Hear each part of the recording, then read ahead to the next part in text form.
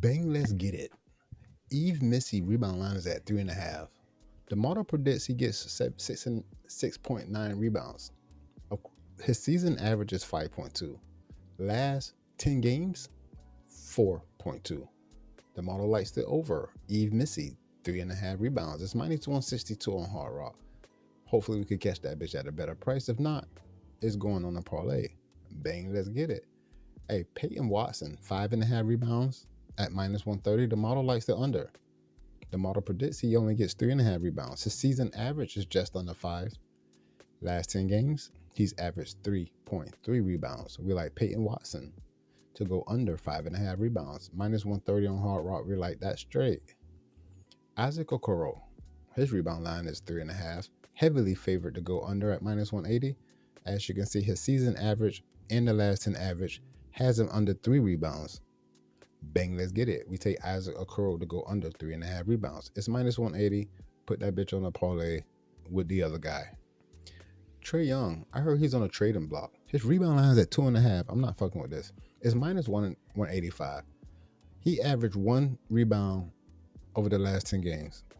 I know he's like 5'7" or some shit, but 2.5 at minus 185. That's my other three. That's my third pick for the heavy favorites to go under.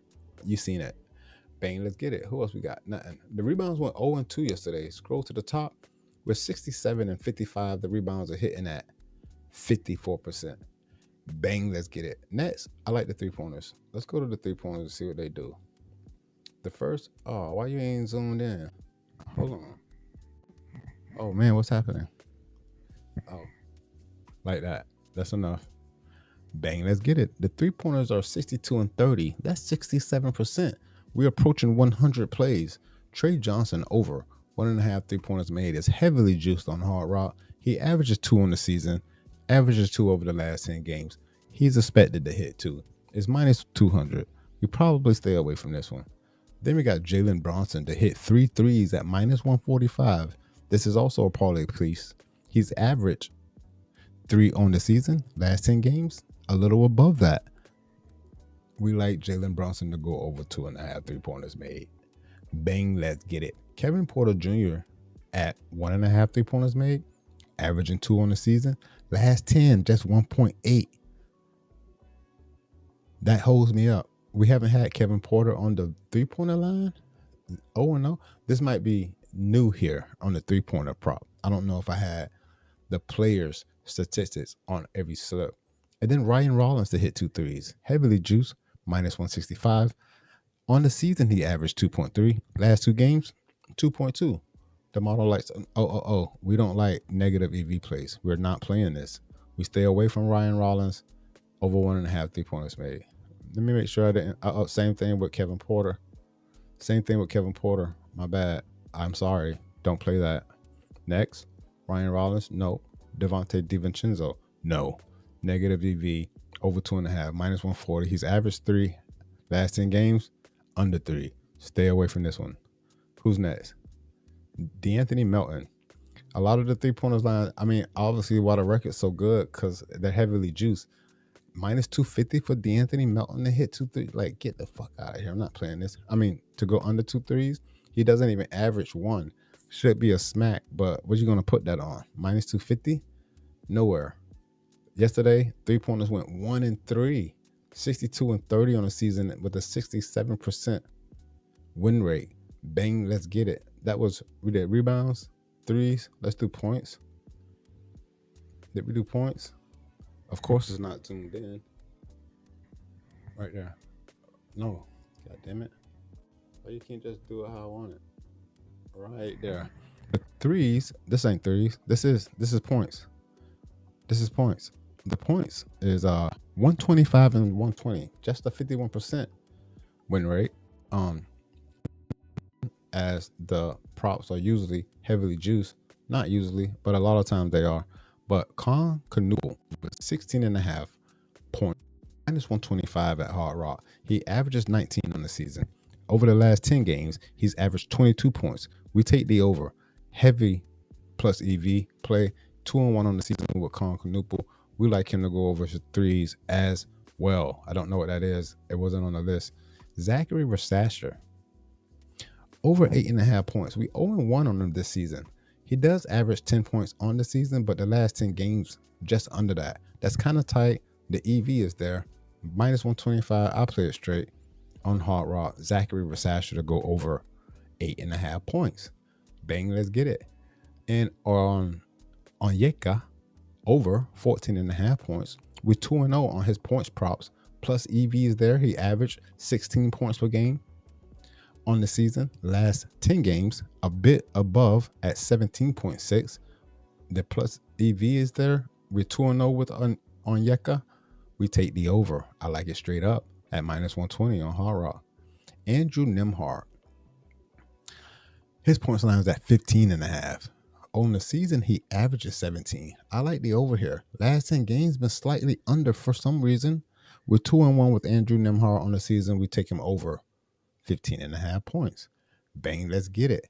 TJ McConnell point line is at 7.5. The model predicts he scores 12 points. His season average is 9. Last 10 games, he's averaging 10. Plus EV is there. We're 0 no plays for TJ McConnell points this year so far.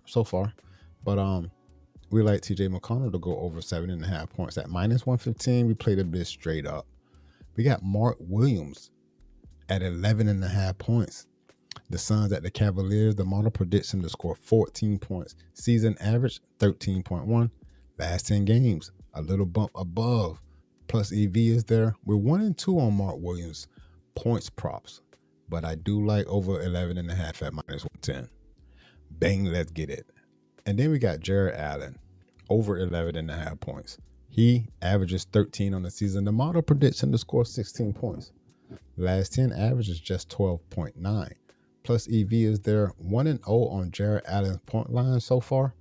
We take Jared Allen to go over 11.5 points. Obviously, you guys want to make sure that the injury report looks clean. If certain people out, you get it. You understand. I don't have to say this every time. Miles McBride over 7.5 points. I like this play a lot. I don't know why.